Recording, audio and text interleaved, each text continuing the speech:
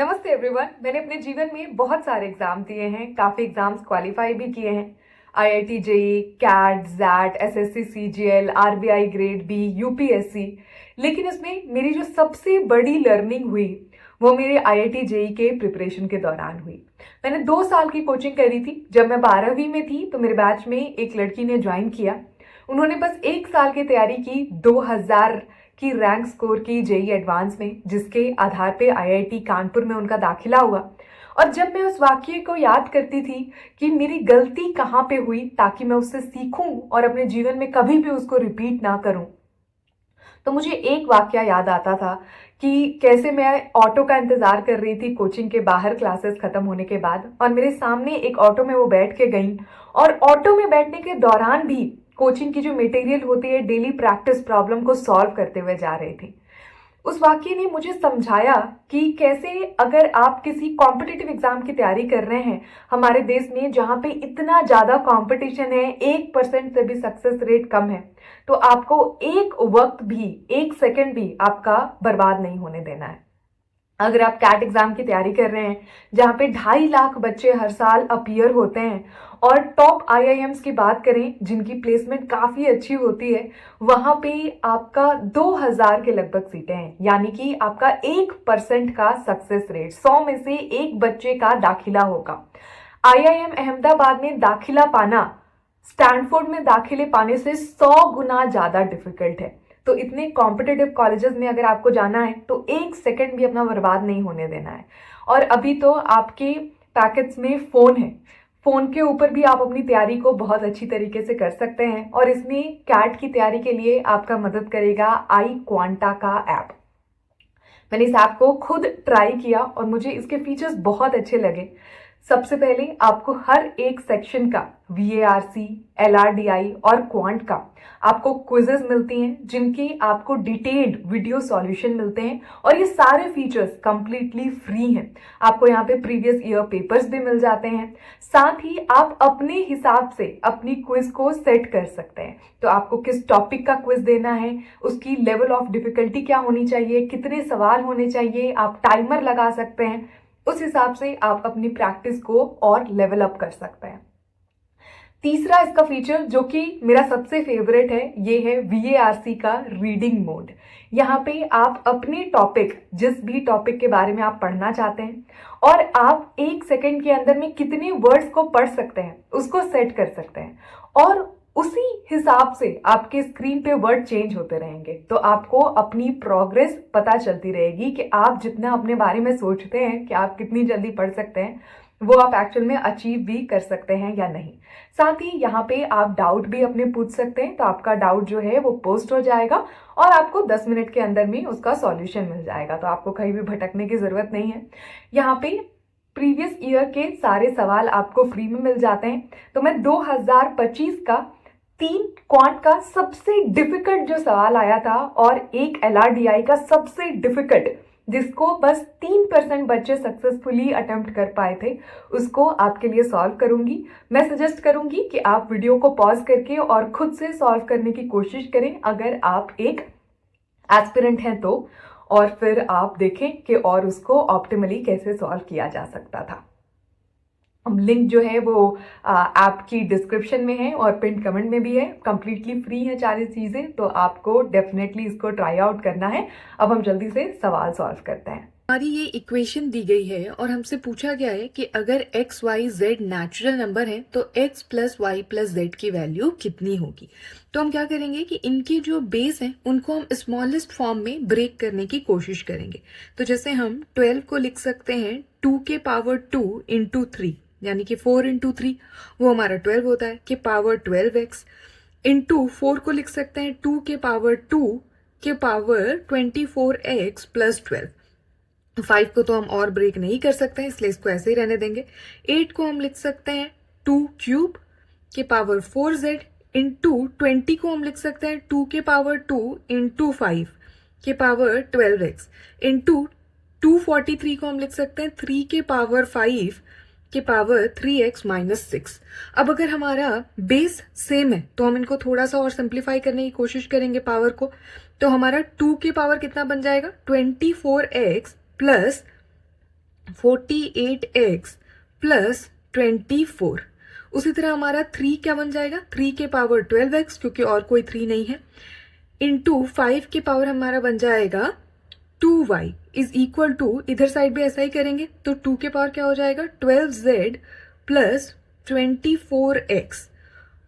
3 के पावर क्या हो जाएगा, 3 के पावर हो जाएगा 15x माइनस 30, और 5 के पावर क्या हो जाएगा 12x। अब हम दोनों साइड के अगर हमारे बेस सेम है तो पावर को बराबर कर लेंगे। तो अगर हम 2 का देखें तो क्या हो जाएगा 24x plus 48x plus 24 is equal to 12z plus 24x। तो इसमें 24x को हम हटा देंगे तो हमारा क्या बन जाएगा, यहाँ से z की वैल्यू हो जाएगी 4x प्लस 2। हमने दोनों साइड 12 से डिवाइड भी कर लिया, ठीक है। अब अगर हम 3 के पावर देखें तो 12x हमारा इज इक्वल टू है 15x माइनस 30 के, यानी x की वैल्यू हमारी क्या आ जाएगी 10 यहाँ से, तो हमारी z की वैल्यू क्या आ जाएगी 42, ठीक है। अब अगर हम 5 को इक्वेट करें तो 2y is equal to 12x, तो यहाँ से हमारी y की वैल्यू क्या है 6x यानी कि 60। तो अब अगर हम x plus Y plus z लिखे तो हमारा कितना हो जाएगा 102 प्लस 10 यानी कि 112 हमारा यहाँ से आंसर आ जाएगा। ये हमारा एक इक्वेशन दिया है 10 के पावर 50 प्लस 10 के पावर 25 माइनस 123, और इसका हमको सारे जो डिजिट्स होंगे फाइनल में उसका क्या सम होगा वो बताना है। तो अगर हम 10 की पावर 50 को लिखना चाहें तो हमारा क्या रहेगा 100, ऐसे करते करते हमारा जो है वो 00 50 टाइम्स तक जाएगा, ठीक है। उसी तरह अगर हम 10 के पावर 25 को लिखना चाहें तो हमारा क्या रहेगा 100, ये 25 टाइम्स तक जाएगा। अगर हम इन दोनों को जोड़ें तो हमारा क्या हो जाएगा 100 100 ऐसे, ठीक है।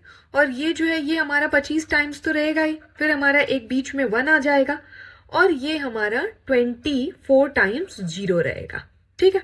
क्योंकि हमारा 24 प्लस 25 49 प्लस एक जो हमारा 1 आ गया है ये 50 टाइम्स पहले हमारा 0 था, ठीक है। अब हम क्या करेंगे, इसमें से 123 को सब्सट्रैक्ट कर लेंगे तो हमारा क्या बनेगा 1, ये 24 टाइम्स तो हमारा 0 रहेगा ही, प्लस ये जो 1 था ये अब 0 हो जाएगा, और ये बाकी चीजें 9999 हो जाएंगी, और लास्ट के जो 3 डिजिट्स रहेंगे केवल उसमें सब्सट्रैक्शन होगा, तो ये क्या होगा 7 7 और 8 हो जाएगा हमारा। और ये हमारा 25 टाइम्स जो 0 था वो अब हमारा क्या बन जाएगा 25 माइनस 3 यानी कि 22 टाइम्स हमारा 9 बन जाएगा, ठीक है। तो बस अब सारे सम जो होंगे डिजिट्स वो लिख लेते हैं। तो एक तो हमारा 1 है, प्लस 24 टाइम्स हमारा 0 है तो उसको तो हम लोग 0 ही ऐसे लिख देते हैं, प्लस हमारा एक और 0 है इसको भी हम लोग ऐसे लिख देते हैं, और फिर हमारा 22 टाइम्स जो है वो 9 है, प्लस हमारा 8 है, प्लस हमारा 7 है, प्लस हमारा 7 है।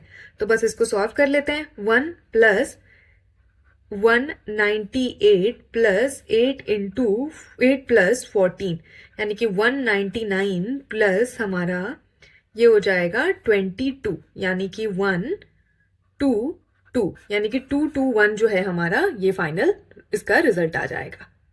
अब हमको बताना है कि ये अगर ट्रू है उसके लिए कौन सी x की वैल्यूज पॉसिबल हैं, उनका टोटल सम क्या है। तो हम इसको थोड़ा सा सॉल्व कर लेते हैं। तो अगर हम log of b base a को लिखें तो हम इसको log of b by log of a लिख सकते हैं, ठीक है। तो हम इसको ही लगा देंगे यहाँ पे।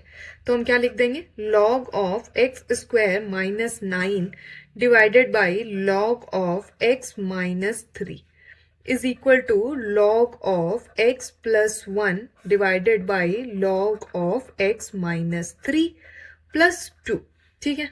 अब हम बस इसको नीचे को डिनोमिनेटर को हम लोग हटा देते हैं। तो x square minus 9 is equal to log of x plus 1 plus 2 log of x minus 3।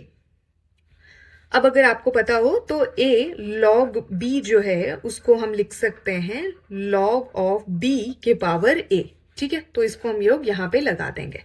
तो हमारा क्या बन जाएगा, हमारा बन जाएगा log of x square minus 9 is equal to log of x plus 1 plus log of x minus 3 का whole square, और log of a plus log of b क्या होता है, log ab होता है।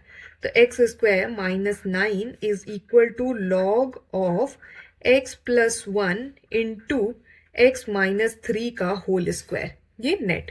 तो बस log log हटा लेते हैं, इसको सॉल्व कर लेते हैं। x square minus 9 is equal to x plus 1 x minus 3 का होल स्क्वायर। अब हम x स्क्वायर माइनस 9 को x माइनस 3 x प्लस 3 भी लिख सकते हैं। तो यहाँ पे x plus 1 x minus 3 x minus 3। तो बस इसको हम अगर एक साइड पे सारी चीजों को हम लोग लाएं तो हमारा x माइनस 3 जो है वो कॉमन हो जाएगा, और ये क्या बन जाएगा हमारा, ये बन जाएगा x plus 3 minus x plus 1 x minus 3, ठीक है, इज इक्वल टू 0। तो एक तो हमारी x की वैल्यू 3 है और दूसरा हमको सॉल्व करना पड़ेगा। तो ये कैसे आएगा, x plus 3 minus x square plus 2x plus 3 is equal to 0। तो क्या हो जाएगा, minus x square plus 3x plus 6 is equal to 0। Minus multiply कर देते हैं, minus 3x minus 6 equal to 0। यहां से हमारी x की वैल्यू क्या आ जाएगी, 3 plus minus under root b square minus 4ac, यानी कि 24 डिवाइडेड बाई 2। तो 3 plus minus root 33 divided by 2। अब यहाँ पे माइनस पॉसिबल नहीं होगा क्योंकि फिर हमारी x की वैल्यू निगेटिव आ जाएगी यहां से, और वो भी ग्रेटर देन 1 आएगी। तो ये वाली वैल्यू हमारी संभव नहीं हो पाएगी x प्लस 1, क्योंकि ये हमेशा पॉजिटिव रहना चाहिए इसके अंदर में। तो हम केवल पॉजिटिव वाली यहाँ पे वैल्यू को लेंगे, 3 अंडर रूट 33 बाई 2। और यहां से 3 भी पॉसिबल नहीं है क्योंकि अगर हम 3 ले लेते हैं तो ये log ऑफ 0 हो जाएगा, log ऑफ 0 भी पॉसिबल नहीं होता है, तो ये भी हमारा कैंसिल हो जाएगा। तो केवल एक ही हमारी पॉसिबल वैल्यू है और उसका एक का सम तो हमेशा एक ही होता है। तो 3 प्लस अंडर रूट 33 बाई 2। अगर हमारे x की रियल वैल्यूज हैं तो हमारा इस फंक्शन का रेंज क्या होगा, ये पूछा गया है सवाल में, ठीक है। तो हम क्या करते हैं कि fx को बस y लिख लेते हैं ताकि हमारा लिखने के अंदर में इजियर हो, लेट, ठीक है। अब हम इसको y is equal to 2x minus 3 2x square plus 4x minus 6, इसको थोड़ा सा सॉल्व कर लेते हैं। तो ये हो जाएगा 2x square into y plus 4xy minus 6y is equal to 2x minus 3। अब सेम साइड में ले जाते हैं तो ये क्या हो जाएगा, 2x square into y plus x 4y minus 2 minus 6y plus 3, ये हमारा फाइनल इक्वेशन बन जाएगा। अगर हम इसको x के फॉर्म में एक इक्वेशन समझें, ax square plus bx plus c is equal to 0, इस तरीके का अगर हम इक्वेशन इसको देखें तो इसके रियल वैल्यूज कब आते हैं, जब हमारा डिटर्मिनेंट जो होता है बी स्क्वायर माइनस 4ac ये ग्रेटर देन इक्वल टू 0 हो। तो बस हम इसको कंपेयर कर लेते हैं इस इक्वेशन से। तो यानी हमारा यहाँ से b क्या बन जाएगा, 4y minus 2 b square minus 4, a हमारा क्या है 2y है और हमारा c क्या है 3 माइनस 6y है, is equal to greater than equal to 0। इसको थोड़ा सा सॉल्व कर लेते हैं तो ये क्या हो जाएगा 16y square plus 4 minus 8 into 2 16 minus 8y 3 minus 6y greater than equal to 0, यानी कि 16y square plus 4 minus 16y minus 24y plus 48y square is greater than equal to 0। तो यहां से अगर हम लिखना चाहें तो ये हो जाएगा हमारा 64y square minus 40y plus 4 is greater than equal to 0। थोड़ा सा इसको और सॉल्व कर देते हैं, 4 से हम लोग डिवाइड कर देते हैं तो ये क्या हो जाएगा हमारा 16y square minus 10y plus 1 is greater than equal to 0। तो ये हमारा क्या बन जाएगा, 8 और 2 में कर देते हैं तो 8y minus 2y plus 1 greater than equal to 0। बस यहाँ पे लिख लेते हैं इसको ताकि बस इजियर रहे। तो ये हमारा अगर हम लोग 8y को कॉमन ले लेते हैं तो ये क्या हो जाएगा 2y माइनस 1 और यहाँ से -1 को कॉमन ले लेते हैं, 2y - 1 greater than equal to 0, 8y - 1, 2y - 1 greater than equal to 0। इसको अगर हम लोग ग्राफ पे ड्रॉ करें तो एक रूट हो जाएगा हमारा 1/8 और दूसरा रूट हो जाएगा 1/2। अगर हम लोग 1 लेते हैं तो ये पॉजिटिव रहेगा, इसके बीच में लेंगे तो निगेटिव रहेगा, और फिर ये वाली चीज फ्लक्चुएट होती है, मतलब ऊपर नीचे जाती है, प्लस माइनस प्लस रहता है या फिर माइनस प्लस माइनस रहेगा। तो अगर हमारा पॉजिटिव देखें तो ये वाली रेंज आ जाएगी, यानी कि -∞ से लेके 1/8 तक, और यूनियन हो जाएगा हमारा 1/2 से लेके इंफिनिटी तक। तो ये दोनों वैल्यूज हमारी सही हो जाएंगी। तो यहाँ पे दिया गया है कि हमारे पास 6 बॉल्स हैं, B1, B2, B3, B4, B5 और B6, और हमारे पास 4 हुप्स हैं, H1, H2, H3 और H4। इन बॉल्स को इन हुप्स के थ्रू पास करवाया जा रहा है, और जब बॉल की जो साइज है, यानी कि बॉल 1 2 3 4 5 6 जो भी है, ये जब हुप से छोटा रहेगा, यानी कि जब B1 H1 से छोटा रहेगा तभी जाके ये पास करेगा, जिसको कि हम लोग पिंग बोल रहे हैं यहाँ पे, ठीक है। और अगर बॉल जो है वो बड़ा है हुप से तो वो अटक जाएगा और नॉट पिन, यानी कि पिन नहीं हो पाएगा। अब यहाँ पे हमको कुछ स्टेटमेंट्स दी हुई हैं, इसके लिए हम एक टेबल बना लेते हैं ताकि हमारे लिए इजियर हो। तो इधर हम लिख लेते हैं H1, H2। आप जितना ग्राफिकली प्रेजेंट कर सको उतना ज्यादा इजी रहता है इन क्वेश्चंस को विजुअलाइज करना और आंसर देना, ठीक है। तो हम ऐसे बना लेते हैं, और हम यहाँ पे ऊपर लिखेंगे B1, B2, B3, B4, B5 और B6। अब जो पास कर रहा है उसको हम टिक कर देंगे, और जो नहीं कर रहा है उसको हम क्रॉस कर देंगे, यानी कि पिंग के लिए हमारा टिक है और नॉट पिंग के लिए हमारा क्रॉस है, ठीक है। हमारे पहले स्टेटमेंट में दिया हुआ है कि B1 और B6 जो है वो H4 से पास हो जा रहा है, यानी कि B1 और B6 जो है हमारा, ये H4 से हमारा पास हो रहा है, बट B5 हमारा पास नहीं हो रहा है, ठीक है। अब ये कह रहा है कि B4 जो है वो H3 पे हमारा पिंग कर रहा है, और B1 जो है वो नहीं कर पा रहा है, B1 जो है वो हमारा H3 पे नहीं कर पा रहा है, ठीक है। All balls except B3 made a ping on H1, यानी कि B3 के अलावा सारे जो बॉल्स हैं वो H1 पे हमारे पिंग कर जा रहे हैं, ठीक है। और हमारा लास्ट वाला स्टेटमेंट कह रहा है कि none of the ball except B2 made a ping on H2। B2 जो है हमारा वो H2 पे पिंग कर रहा है, और बाकी कोई भी बॉल हमारा नहीं कर रहा है यहाँ पे पिंग, ठीक है। तो अब हमको बताना है कि B1, B2 और B3 के टोटल कितने पिंग्स हुए हैं।